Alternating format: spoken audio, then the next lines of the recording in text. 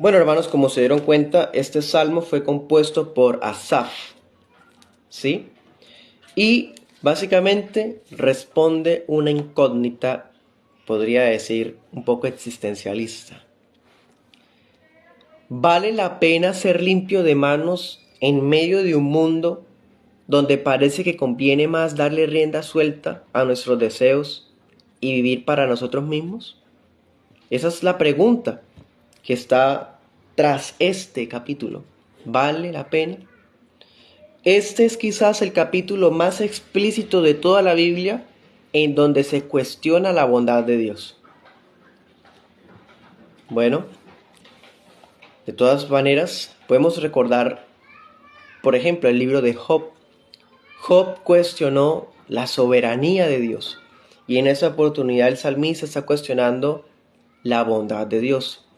Vamos a estar distribuyéndolo en dos partes, del 1 al 16, una mirada parcial de la vida.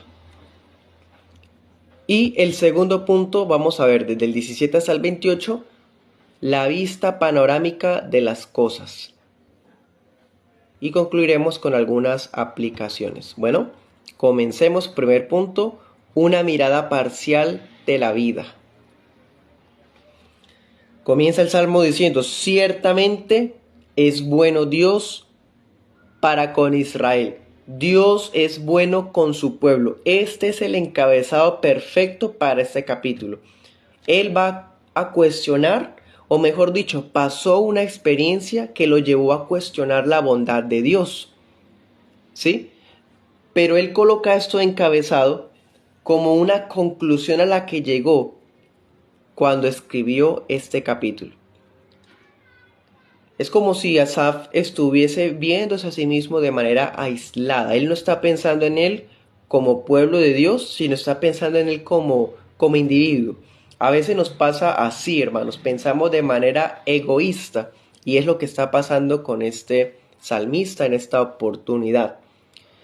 Quizás otros hermanos en la fe estaban bien, quizás el pueblo en general estaba bien, pero él era el que estaba inconforme con sus propias circunstancias, con sus sentimientos y con sus pensamientos. Versículo 2, de hecho dice: casi se deslizaron mis pies, casi resbala, hermanos.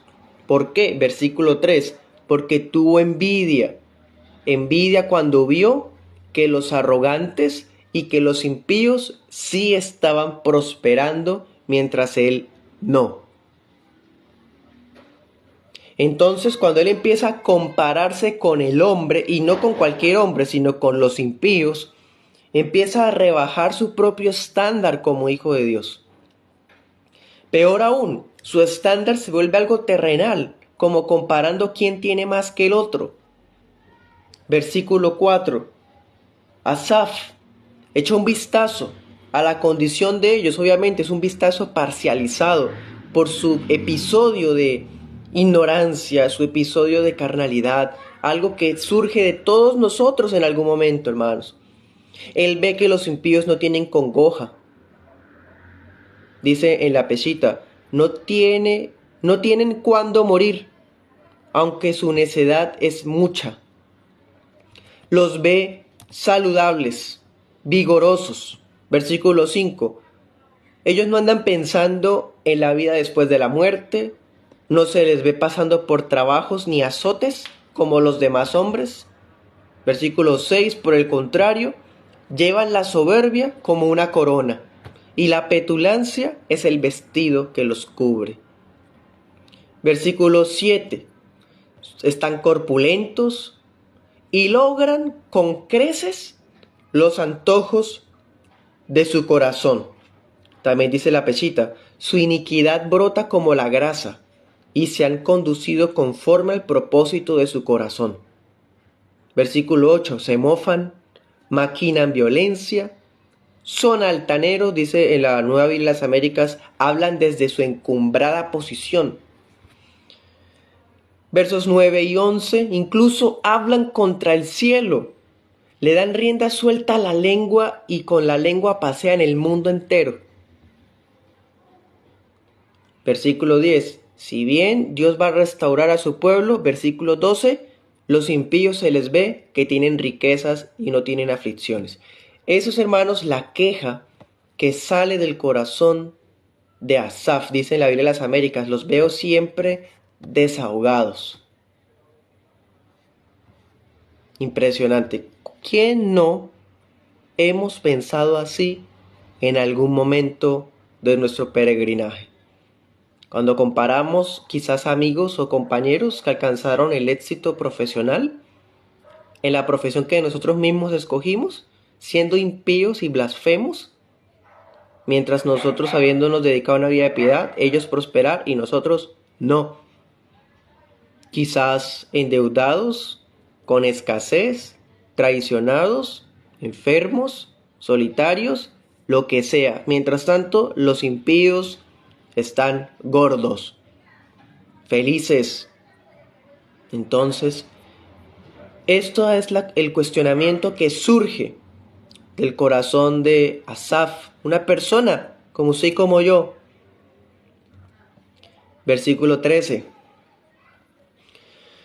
Él está comparando su propia suerte con la de aquellos impíos. Entonces, cuando hacemos eso de compararnos con los impíos, podemos caer, o más bien estar bajo el riesgo de una tentación. Versículo 13, miren esa tentación. Decir esto: verdaderamente en vano he limpiado mi corazón. Impresionante. Esa es la tentación de compararse con los del mundo o de dejar que la envidia inunde el corazón.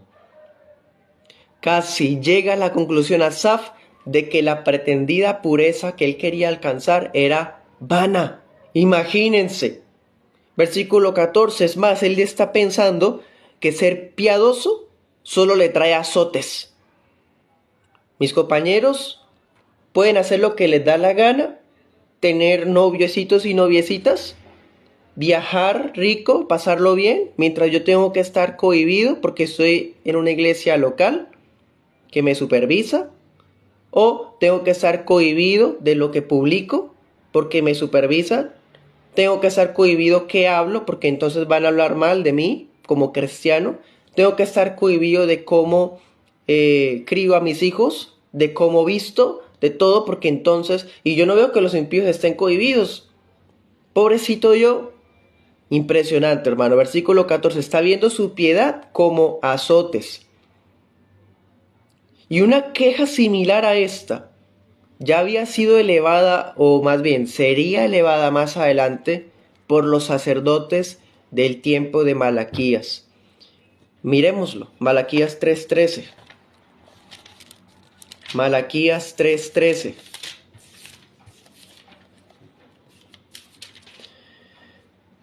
Dice el Señor: sus palabras contra mí han sido violentas, dice Yahvé. Y dijeron que hemos hablado contra ti. 14. Han dicho: por demás es servir a Dios. ¿Qué aprovecha que guardemos su ley y que andemos afligidos en presencia de Yahvé de los ejércitos? Decimos pues ahora: bienaventurados son los soberbios y los que hacen impiedad. Y los que hacen impiedad no solo son prosperados, sino que tientan a Dios y escapan. Verso 16. Entonces los que temían a Yahvé hablaron cada uno a su compañero, y Yahvé escuchó y oyó, y fue escrito libro de memoria delante de él para los que temen a Yahvé, para los que piensan en su nombre. Y serán para mí especial tesoro, ha dicho Yahvé los ejércitos, en el día en que yo actúe. Volvamos al texto principal. Salmo 73:15. Todo esto es el resultado de una mirada parcial de la vida. No está mirando el horizonte o el mapa completo. Está mirando es una parte que lo está encegueciendo. No le está dejando ver que Dios es bueno. Está dudando que Dios es bueno. Está pensando eso en sí mismo. Está diciendo que no tiene, no ha alcanzado, que cuán valioso es, que cuánto merece él y no tiene. Esto es la circunstancia que estaba pasando Asaf. Versículo 15. Sin embargo, empieza a ser redarguido el salmista. Empieza a reflexionar. Verso 15 dice, pero no puede ser. Si yo hablara como aquellos, engañaría a tus hijos, Dios. Claro, hermanos, Asaf era un anciano del pueblo de Dios. Si de repente él cambiara su forma de vivir, sus palabras, sería un choque decepcionante para todo el pueblo de Dios, incluyendo a sus hijos, a sus nietos. Él, por amor a su pueblo, empieza a volver en sí, porque como creyentes no somos egoístas o egocéntricos pensando en nosotros mismos, sino que pensamos en nuestra iglesia y en nuestra familia. Verso 16. Qué batalla mental tan ardua la que estaba pasando el salmista en su mente. 16 dice, fue duro trabajo para mí.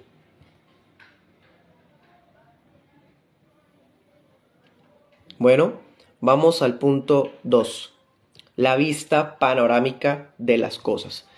Ya estamos viendo entonces de los versículos del 1 al 16 una mirada parcial, o sea, no está viendo el cuadro completo, está viendo las cosas como quiere verlas, peor aún comparándose con los de afuera, viendo cómo están enriquecidos, saludables y fuertes y alcanzando sus sueños, sus proyectos, los del mundo, y él, pobrecito, no. Mejor dicho, ha perdido el tiempo siendo cristiano genuino. Punto 2, verso 17. Dice, ¿hasta qué? Amén, hermanos. ¿Hasta qué? Todos los hijos de Dios tendremos un hasta qué. El Señor nos va a zarandear, por así decir, para que volvamos en nosotros mismos. La lucha interior del salmista se extendió hasta que entró ¿a dónde? Al santuario de Dios. Él entró al tabernáculo. Quizás un día le tocaba el servicio a él. Quizás un día cuando estaba ofreciendo un holocausto en el altar. Quizás estaba mirando el fuego del sacrificio. Quizás estaba viendo a la víctima siendo consumida por las llamas del altar. Quizás escuchó un himno particular. Quizás escuchó un testimonio bíblico que lo impactó en el alma. Como sea, hermano, fue en el templo que el salmista recordó la verdad de la justicia de Dios y de la bondad de Dios, de la grandeza de la fidelidad paternal de Dios con los suyos. Verso 18. Ciertamente los has puesto, ven, dense cuenta, empieza a orar. Desde los versículos del 1 hasta el 17 fue una lucha en su cabeza, hermano. En su cabeza, y él quiso compartírnosla. Y en el versículo 18 empieza a orar. Por fin empezó a orar. Asaf cayó en cuenta. Los impíos tendrán un fin. Ellos están sobre deslizaderos. Están descendiendo imparables hacia la soledad perpetua. Hay una manta, por así decir, en el piso, y apenas se les quite, caerán al infierno eterno. Están en las manos de un Dios airado, diría Jonathan Edwards. Cuando menos lo esperen, verso 19, desaparecerán de repente y serán consumidos por terrores.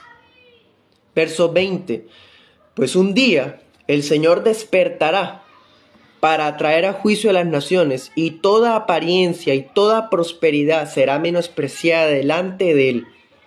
Para los impíos todo será como un sueño bonito que pasó, cuando despierten bruscamente a la realidad de los fuegos del infierno eterno. Ellos abrirán sus ojos, los impíos, gordos, cumpliendo sus sueños, viajando por todo el mundo, teniendo a sus hijos y nietos y bueno, todo lo que vimos ahorita. Listo, un día abrirán sus ojos dentro de las llamas de retribución eternas que los están esperando.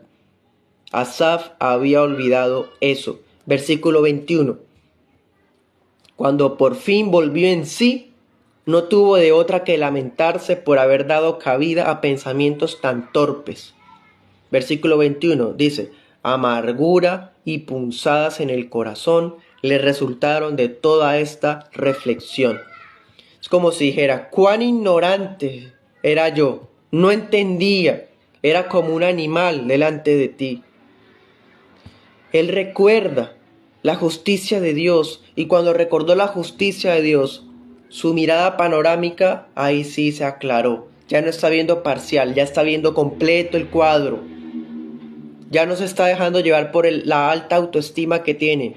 Ya no se está dejándose llevar por la autoconmiseración o por los celos. Ya sabiendo como un hijo de Dios debemos ver las cosas. Verso 23. Con todo, qué hermoso, el Señor había estado preservándolo para que no se descarriara, llevándolo de la mano derecha. Qué dulce es esto, hermanos. Con pensamientos como esos, cualquiera se aparta del camino y se va y, y se lanza al lodo, como los cerdos. Pero no, ahí estaba Dios, con Asaf, en medio de su torpeza que parece una bestia. Él mismo lo dice en el verso 22. Ahí estaba el Señor preservándolo. A pesar de las duras circunstancias personales que él estaba pasando, entendió que Dios lo estaba guiando conforme a su plan y no a sus propios planes. Comprendió que Dios lo estaba moldeando a su imagen. ¿Qué dice en el verso 24? Después me recibirás en gloria. El Señor tiene a los suyos para moldearlos, y un día cuando muramos seremos recibidos en gloria. ¿Y qué gloria terrenal se compara a esa glorificación que gozaremos en ese día? Verso 25, y este es el versículo favorito del servidor. Quizás es el versículo que más destaca de todos los de este capítulo. Voy a leerlo en la Nueva Biblia de las Américas. Dice: ¿a quién tengo yo en los cielos sino a ti? Fuera de ti nada deseo en la tierra. Qué hermoso.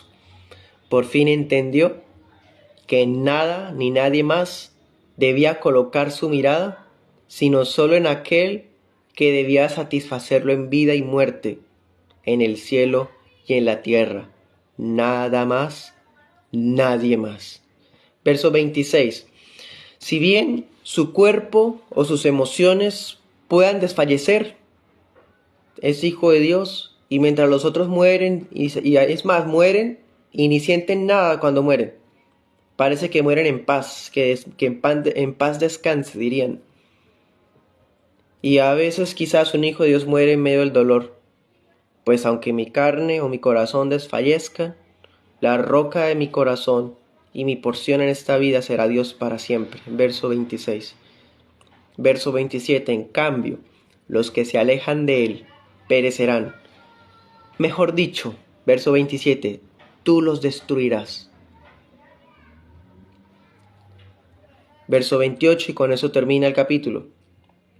El salmista había aprendido que el bien para él no era estar gordo, prosperado, cumpliendo sus sueños, enriquecido, siendo la envidia de muchos. No.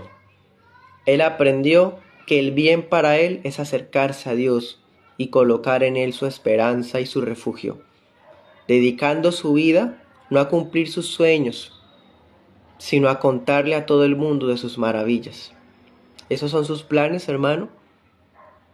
¿Esos son sus planes, hermano?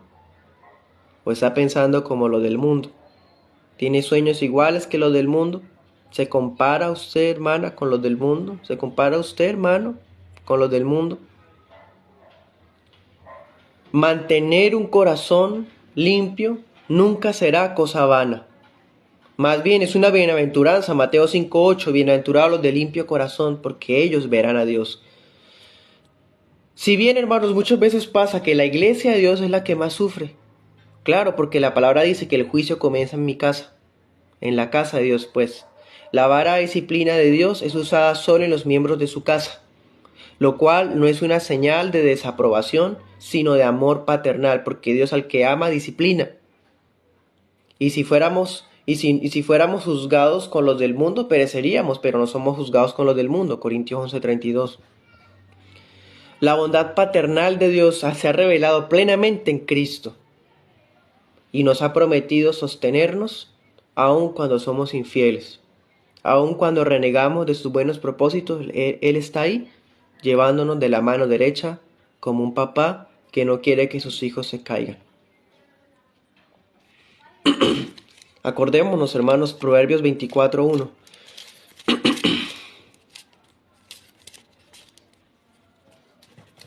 Dice: no tengas envidia de los hombres malos, ni desees estar con ellos, porque su corazón piensa en robar y habla iniquidad sus labios. Hermanos, cuidémonos de la autocompasión, de la vanidad y de la envidia. Esas cosas, esos sentimientos pueden llegar a intoxicar nuestra fe, como le estaba pasando a Asaf. Asaf no era un neófito, hermanos. La fe más madura puede ser intoxicada con esas cosas. Asaf era levita, era el que cantaba los himnos en el tabernáculo y era profeta del rey David. Primera Crónicas 15:19, Primera Crónicas 25:1. Entonces, no olvidemos en dónde está lo verdaderamente valioso en esta vida. Acordémonos de Pablo. Vio que todo lo que él tenía era basura en comparación con el conocimiento del Señor. ¿Sí? Y acordémonos de esto otro. Primera de Juan 2:16. Primera de Juan 2:16. Dice: todo lo que hay en el mundo, los deseos de la carne, los deseos de los ojos y la vanagloria de la vida, no proviene del Padre, sino del mundo. Y el mundo pasa y sus deseos, pero el que hace la voluntad de Dios permanece para siempre. Otra cosa, no olvidemos que la solución a esta lucha que estaba teniendo Asaf no la encontró después de una investigación o mejor dicho, estando encerrado en sí mismo.